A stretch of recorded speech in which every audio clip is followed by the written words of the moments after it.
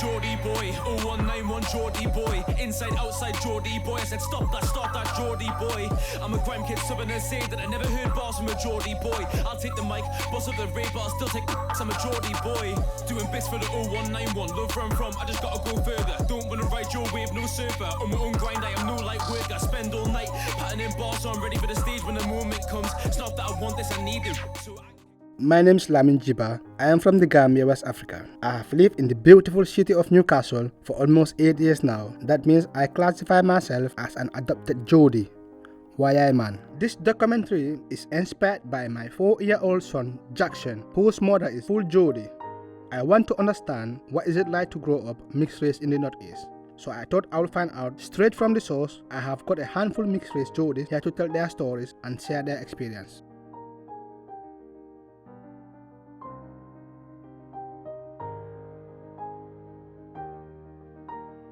My name's Ibrahim Hassan, Ibby to my friends and no one in the family. My mum is a blonde-haired, blue-eyed Geordie, and my dad is a black man from Zanzibar. Hi, I'm Bridget Grant. I am mixed Botswanan, which is Botswana, my mum's side, and my dad is a white Geordie. Hi, my name's David. I'm half Nigerian, half British Geordie. My mum's on the Nigerian side, and my dad's a Geordie, like I said. Hi, I'm Leila Hassan. I'm married to a lovely man from Zanzibar who is black, and I've got 4 wonderful mixed race children and 2 mixed race grandchildren. Hi, I'm Naomi. I'm Chinese, half Chinese and Taiwanese and English. So I was born in Newcastle, so I'm Geordie / Chinese. So I'm a BBC, which is British born Chinese. Hi, my name's Georgina Lance. I'm mixed race, mixed African American and white Geordie. My mum's white Geordie and my dad's African American, but raised in Britain. Hi Jamila, can you introduce yourself and your racial background for us? Yes, my name is Jamila and I'm half Zanzibarian, half Geordie. You're a Geordie slang? Huh? You're a Geordie slang? Why am man? Yeah, bother.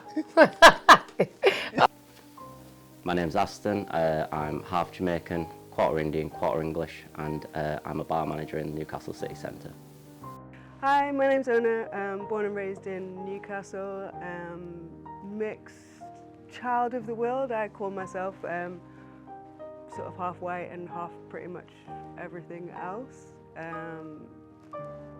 Always been quite difficult to explain, but Geordie first and everything else that comes after.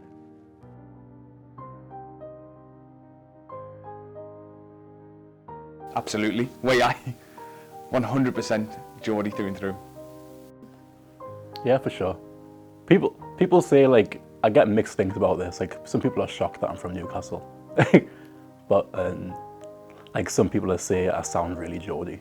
Like, it comes out in certain things that I say, but other things I say, it's sort of like hidden a little bit, you know? Yes, to an extent, yeah. To some people, yeah. But then if someone was to ask me where I was from, I would say Chinese. Do you identify yourself as a Geordie? 100%, through and through.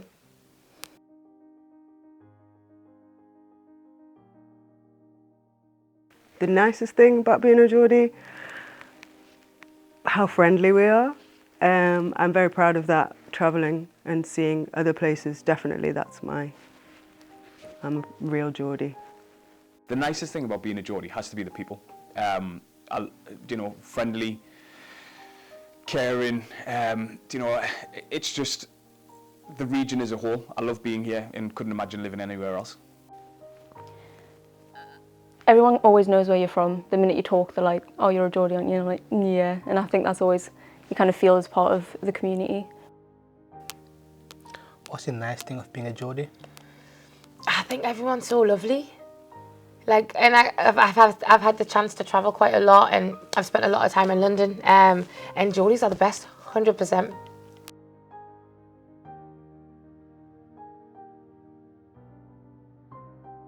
I identify myself as black because that's how I've navigated most of the world, as being a black person.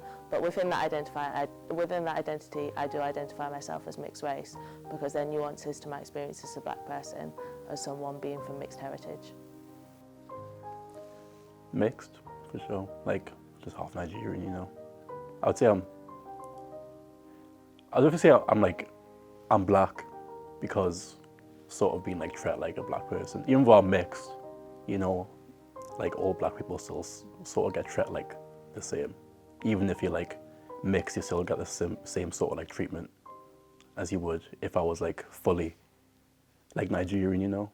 So I definitely identify myself as black. So if someone was to ask, what are you? I would answer mixed race.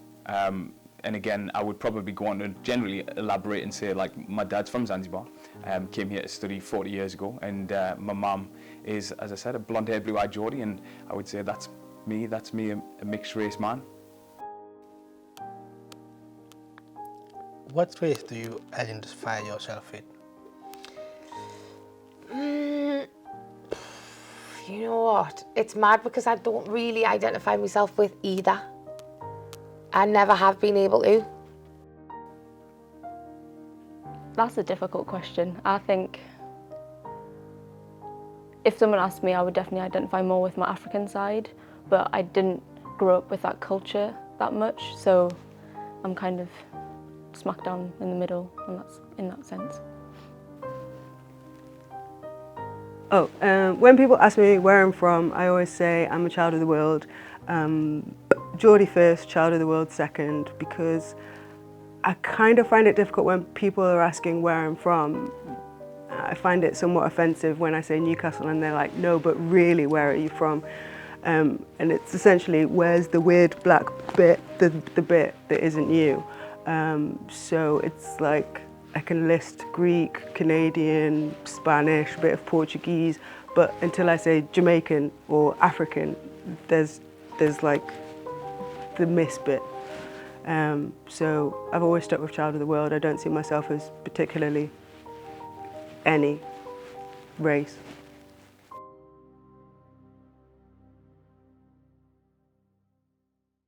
So from my point of view, my own personal experience, I mean, I was very fortunate. I'm one of four. I have 3 siblings. You know, we all identify the same way, and we were blessed. I didn't always experience racism, but I would say that the most difficult part was football. Football for me is where, you know, in the heat of a moment, things are said, and they can really stick. So I think that was possibly the most difficult part of being a mixed race man growing up. Hardest thing in Newcastle, I think the lack of others. I said to my friend the other day that we thought we were the first mixed race children in Newcastle. That was like the early 80s. We didn't see any others. I know we lived in a, you know, quite a safe bubble in Jasmine, but I suppose the most difficult thing was always being othered. It was, you're different, but it was always like, but why, you know? People were confused by us, like, what are you? What are you, you know? And that's a difficult question to have as a child. You know, you don't know what you are, you just are. People thought our mum was our maid because we lived in quite an affluent area, but never really felt, you know, yes, I understood there was a difference, but it didn't feel, just felt something to be proud of, you know, rather than a disadvantage. The hardest thing for me about growing up mixed race in Newcastle is not having other people that look like you and not having other people to kind of guide you and navigate you through that identity.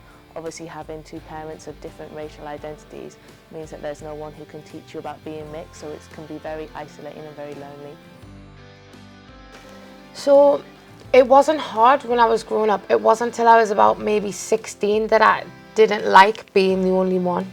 And that's when I wanted to spend more time in London so that I wasn't the only person of colour or the only person with hair like mine. But growing up, I didn't see it as an issue. It wasn't until I got early, like mid-teens, that I started feeling some type of way about it. I grew up only with my father, so I came over here when I was 5.5. So I didn't really get to know my culture that much after I left because I only was living with him and none of my African side of my family were over here. So it was more my identity, understanding what I was, because I was different, and I realised that from my family, from everybody at school, and I didn't ever feel like I fitted in anywhere.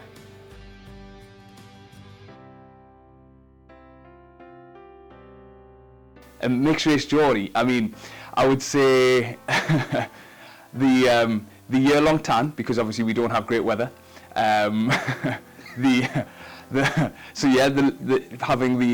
the sun-kissed skin, that's benefited me for all my life, and curly hair generally.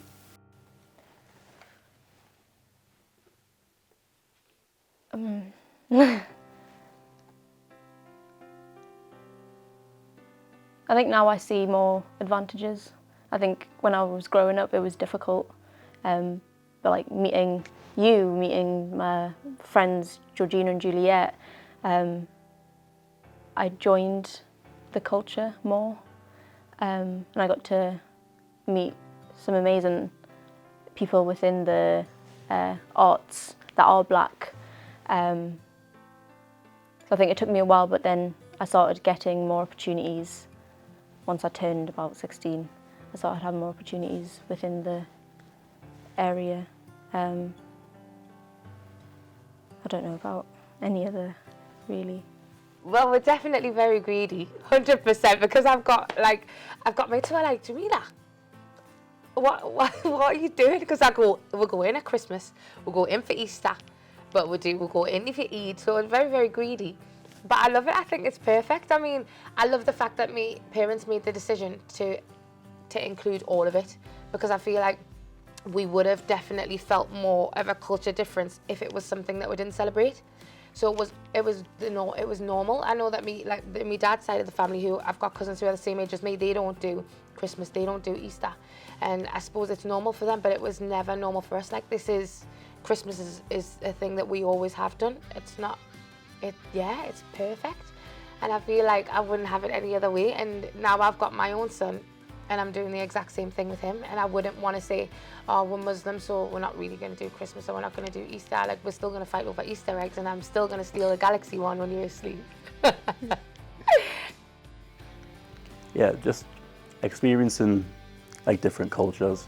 Like, even though I was saying that I haven't spent too much time around my Nigerian family, I still get to experience some sides of it because of my mum, and the food she cooks. I can speak 2 languages. So my mother tongue is Chinese, and then I learned English when I was really young.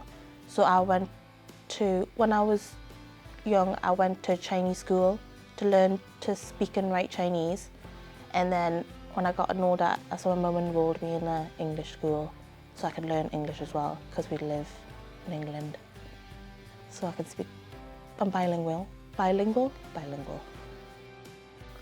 What is the beauty of being a mixed race Geordie? I think there's a massive beauty in being a mixed race Geordie, because it's such an unknown identity. There's not necessarily a lot of mixed race Geordies, and there's not a lot of people. I mean, Newcastle isn't known for being a very diverse city. It's generally considered to be quite white, and I think that in the UK, as black people, we're under a huge influence of Black London, and that being the experience of black British people, whereas being a mixed race person from the north of England, from Newcastle, it's a very nuanced experience, and I think that it's nice because there's no one telling you how to do it. You really are the creator of your own identity.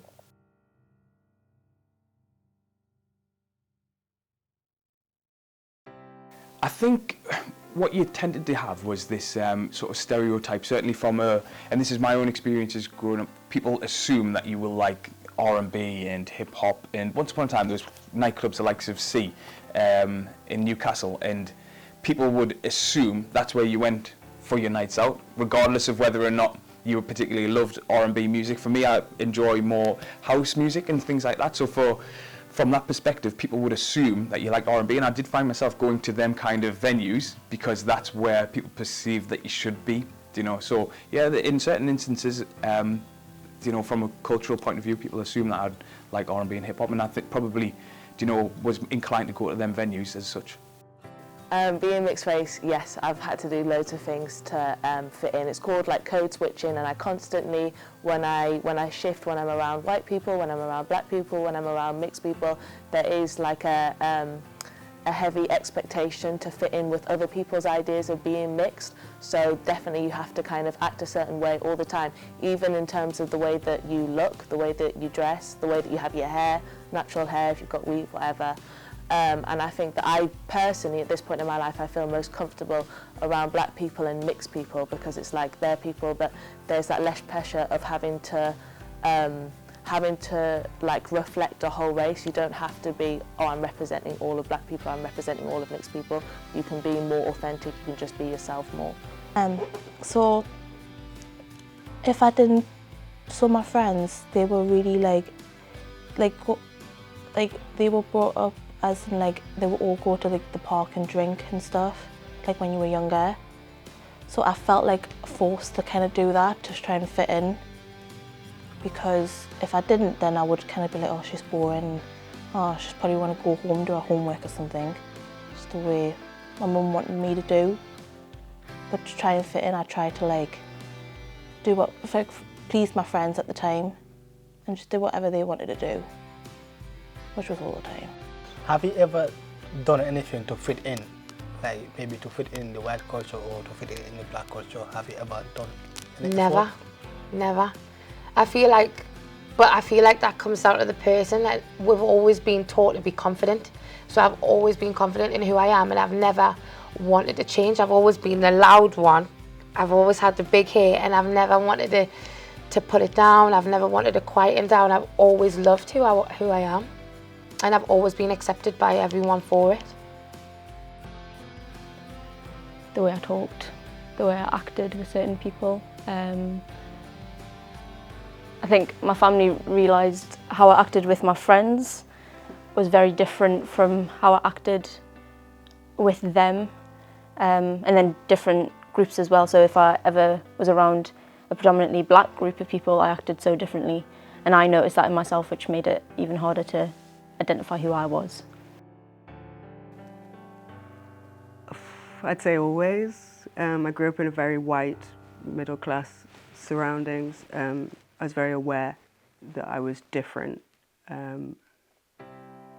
Not necessarily upset by it, but there was definitely when I go to visit my dad's parents, for example, I would be more, I don't know, let's say whiter dressed, like smarter or less, I don't know, something. There was something that I felt like I needed to suppress when I went to see the white grandparents or those kind of situations.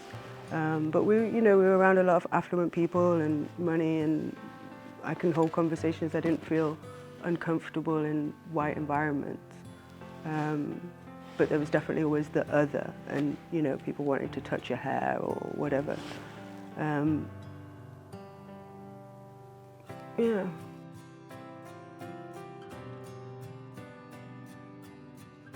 I'd like to think so. I mean, you have to understand where you're from and what's composed you. I mean, I've visited Zanzibar many times.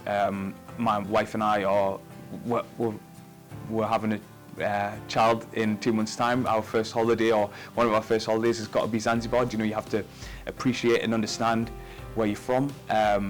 Certainly from my father's side, and from the Geordie side, I've got, my mum is again one of 5. I've got aunties and uncles who live here. This morning, before I came for this interview, I met my uncle on my mum's side, my Uncle Peter, again, blonde-haired, blue-eyed, blonde ponytail, and, absolutely adore him. We had a coffee this morning, so from my point of view, I do embrace both sides of my heritage, so it's been, that's life. It isn't even something that you think about daily, it is what it is, like in the same way if I asked, do you speak to your uncle? Of course you do. It doesn't matter whether or not he's white or black. I've got white uncles, I've got black uncles. It's I've been really fortunate to have that mix, but again, I don't necessarily see myself as definitively white or definitively black. Yeah, for sure. Like, there's some things about Geordie and like British culture that is a bit like off-putting. Just the way, just like minor like micro like racist things, you know, that people may not even realize are being like sort of like kind of racist, but it's just like the way they've been like raised and grew up, and they think it's like okay to like speak in like certain ways. So it's like, even though I embrace it, I'm definitely proud of both sides. I'm aware that like one side has this like sort of like flaw that like people don't really realize sometimes, you know. I embrace both of them. I don't embrace my African as much, just because I am the only one in my family from that side over here, so I haven't been able to really touch on it. But in the last, I've just recently moved back into Newcastle, so I moved into County Durham. I've just recently moved back, and I've started reading more into my history, the history of my country.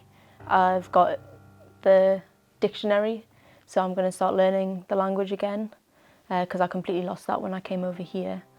So I want to learn more about that culture so I can embrace it more.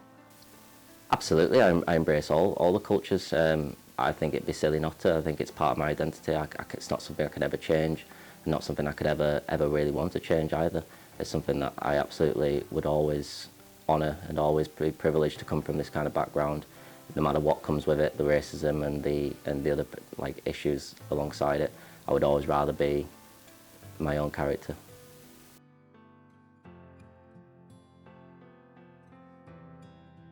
I've never felt any sort of negativity with regards to it, none whatsoever. That's my own personal experience. I understand that, you know, some other people might feel that it may have affected them, and, you know, do you have to commit to one or the other?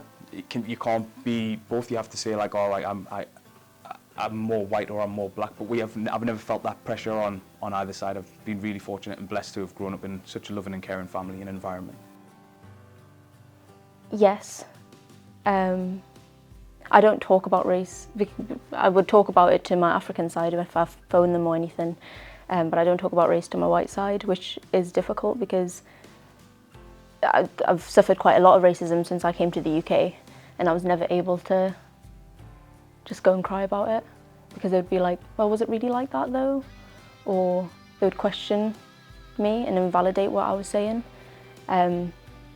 So with my family, it's always quite difficult to open up to them because I always feel like I'll be shut down straight away. Being mixed race had a massive effect on my family life. It's meant that I've had issues with my white family in terms of a lot of racism, and also like issues with my black family because I don't have any connection with them, and there's a lot of conflict.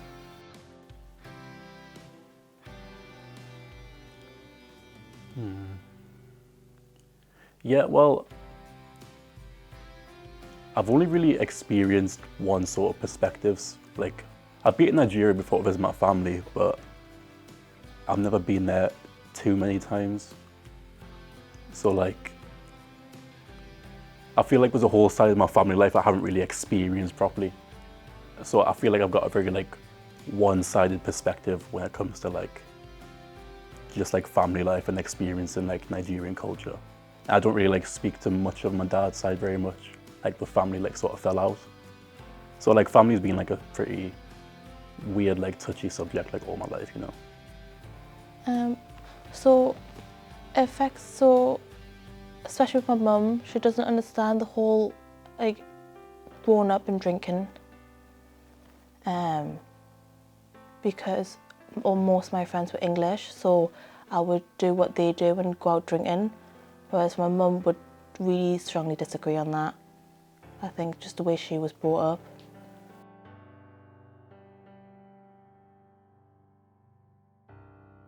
Unfortunately so, I've experienced it in many different forms.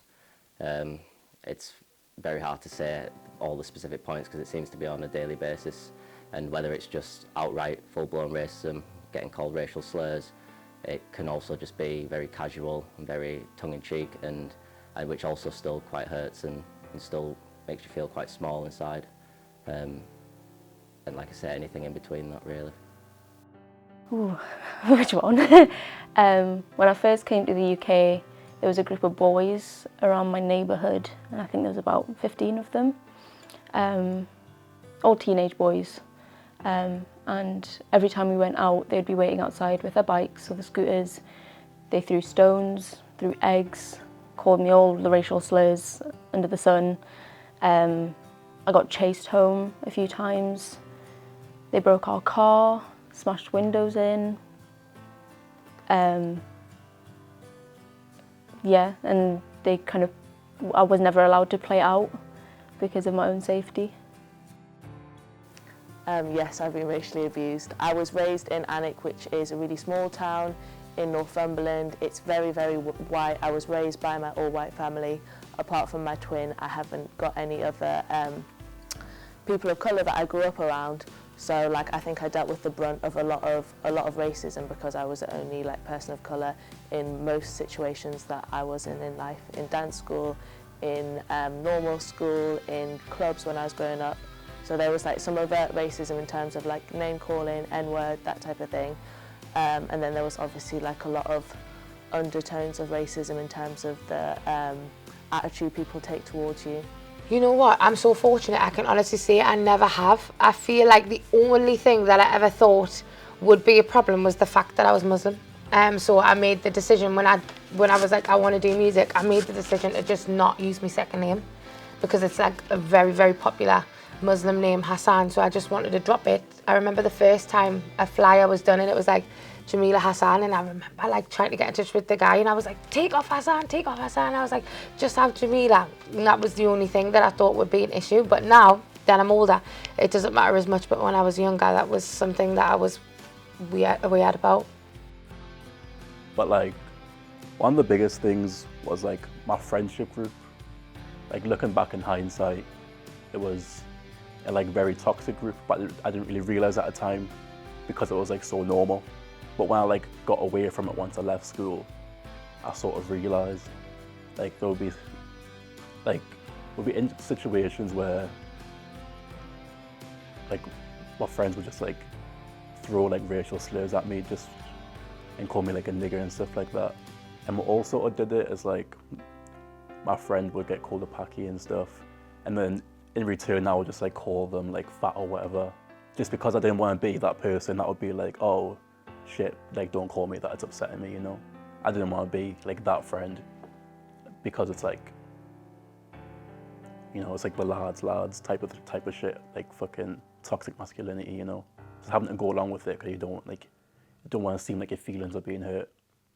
So I was just around that for ages, and it's sort of bred a lot of low-key bred a lot of hate on the inside over the years. It's being called a nigger all the time and a darkie by your friends, just as a joke. It's you don't realize, but over time it just builds something inside you, and it hurts. And when I got away from it, I sort of finally realized that, and I haven't really spoke to them in a little while. I speak to them sometimes. We're still a sound group of lads, but it's just well, we're sort of young and fucking ignorant, you know. Yeah, I got called Chinky every day. I actually got called a rice picker once by a parent. But at the time I didn't understand what that meant because I was quite young.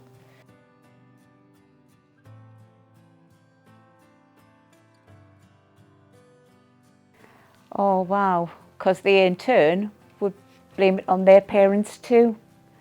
And yeah, it's really staggered me when I first met my husband, and it was in a nightclub and I'd seen him at college. We were both at the same college, and I was looking at him and a friend I was with said, "Who are you looking at?" And when I pointed to him, they all in unison looked at me and what? They're the black guy. I'm yeah, have you not seen him in college kind of thing, ever so innocent. And they said, my dad would kill me. And these were girls I'd been to college with for a couple of years. They were from what I thought were really nice families. And yes, I was fortunate that my family they accepted him. I wasn't brought up, so for me to try and comprehend racism in a family was hard for me. At the minute, I work for the Youth Offending Service, and a lot of the young people I work with do have racist beliefs, and they've got them from their family, and it is there. How we change that, I don't know, but I was in such a fortunate position that that wasn't the stance that my parents came from. So I didn't have that. I didn't think twice. This was a guy that smiled at me every day in college, and when he asked me out, I didn't hesitate. And I was shocked. That was my first time where I've had to think about it, because these were my friends who were like, what? How could you even think about it? And that, at precise words, my dad would kill me.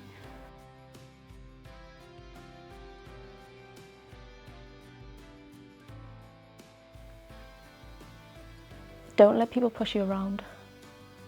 I think I tried to reform too much. I straightened my hair, like relaxed it.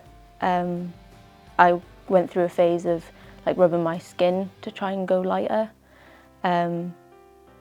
Don't let what other people say about you make you feel like you're not worth being who you are, because who you are is beautiful. And my advice to any kid growing up is to be yourself, and to just remember that if anyone asks that question, it's beyond irrelevant. It's, you know, you shouldn't have to fit yourself in a box. So my advice is, like I said, to be yourself and to be nice. Just be you. Don't let like someone tell you that. Don't let someone like try and identify you. It's like you identify how you would identify yourself. It's like, just because someone might be like, oh, you're not really black, like you're too light to be like a black person. If you disagree with that, just be like, nah, I'm black. Just be like, I'm both, you know? Like, identify with both sides.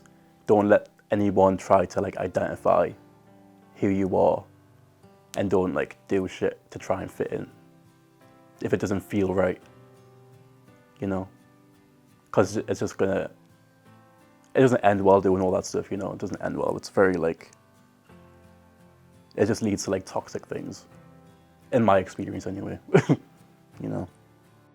My advice for young mixed race Geordies is be yourself. You don't have to be other people's idea of being mixed is. You don't have to be what other people's idea of being black is. You can make the blueprint, like you can be whoever you want to be. And like you don't have to take on that pressure of representing mixed people, representing black people. You know, prioritise your own joy, prioritise what makes you happy, because that's what everybody else has the privilege of doing, is being able to prioritise themselves. So you should try and take up that space and be able to prioritise what makes you happy. I would just tell them to really be proud of where you come from, and I don't think people should have to be told to be proud of where you come from. It's really, it should just be an absolute accepted part of life. But unfortunately, we do live in a time where racism is still going to be prevalent within the next few years. I don't believe I'll ever see the end of it to the end of my life, and I don't think it'll be gone for at least a few hundred years, because unfortunately that's the way the world is at the moment. There is a lot of trouble accepting everything and all cultures and all kind of protected characteristics in that regard. But my main advice would just be to keep smiling through the pain, talk to the people who experience these problems, and also try and help educate others. You know, never take it in anger. It's very hard to say at the time, because that's a lot of the emotions that come with it, but again, also just try and educate, try and make the world a better place, and understand that, and try and help other people understand that people of colour are just trying to go about their daily lives. They don't want this extra kind of privilege about being of colour, and all, like a lot of people would like the idea to be a person of colour, a lot of white people, but in that regard they don't understand what actually comes with it and all the negative sort of sides of it. So I think for me, I would just advise young kids to just stay strong, smile through the pain, but also, you know, speak up when it's there and when it's required, because that's the only way we're going to ever try and make any indents into this problem. You know what? That's a tricky question because what advice would I give? Just love who you are, but it's important that they have that surrounding them. Do you know what I mean? Like, it's easy to say love who you are, but if you haven't got the support that I've had, then that's hard to do. Do you know what I mean? But just embrace it and love every bit of it, experience and explore all of it. Like, we get to go to Zanzibar, like travel there. Do you know what I mean? I get to go to Bolton and travel there as well. So it's like, just accept it and embrace it because it's beautiful. I would honestly just embrace who you are. Do not listen to what people think, because at the end of the day, you're your own person. Like, you're not grown up to be their expectations. You're grown up to be your own expectation. Like, you want to grow up the way you want to be perceived as. And if you do come across any racial slurs, just take it with a pinch of salt, because they're not that just means they're not open-minded. They're very narrow-minded. They're not good people, really. And you will find people out there that are just as open-minded as others, and if you find those right people, they will protect you. Like, you don't have to protect yourself all the time. There's obviously bad people and good people. Just try and find the good people.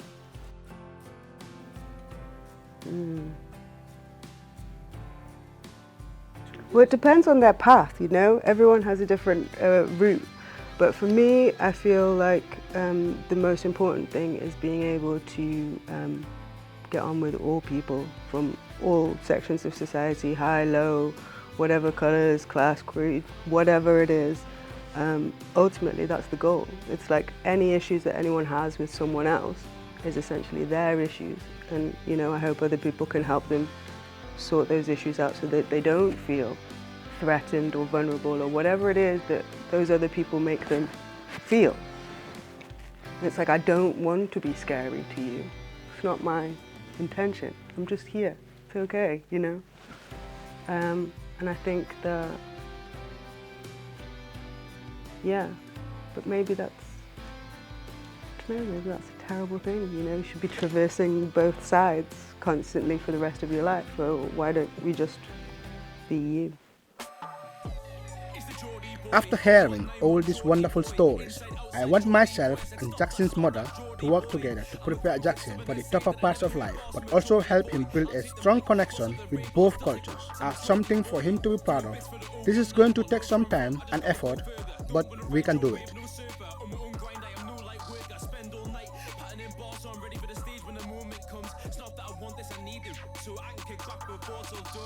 Gonna grab and stack that cash, pay for a trip, then pack man's bags.